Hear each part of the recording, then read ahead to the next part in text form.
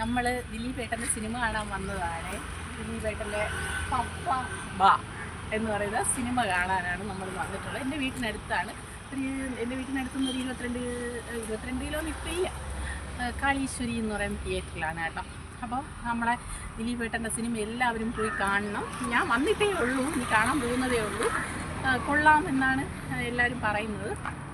അപ്പോൾ നമുക്ക് ഒരാളെയും നമുക്ക് കുറ്റക്കാരെന്ന് പറഞ്ഞ് നമുക്ക് വിധി എഴുതാൻ നമുക്ക് പറ്റത്തില്ല.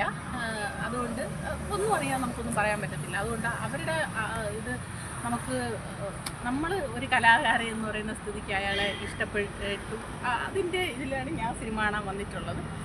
അയാൾ നിരപരാധിയെന്ന് തന്നെയാണ് ഞാൻ വിശ്വസിക്കുന്നത്. എനിക്ക് അത് അങ്ങനെ വിശ്വസിക്കാൻ തന്നെയാണ് ഇഷ്ടം. ഞാൻ എന്നും അന്നും ഇന്നും എപ്പോഴും ദിലീപേട്ടനൊപ്പം. അപ്പോൾ ദിലീപേട്ട ജയിച്ചു വാ, എന്തു പറയാൻ, എന്നും ദൈവത്തിൻ്റെ അനുഗ്രഹം കൂടെ ഉണ്ടായിരിക്കും.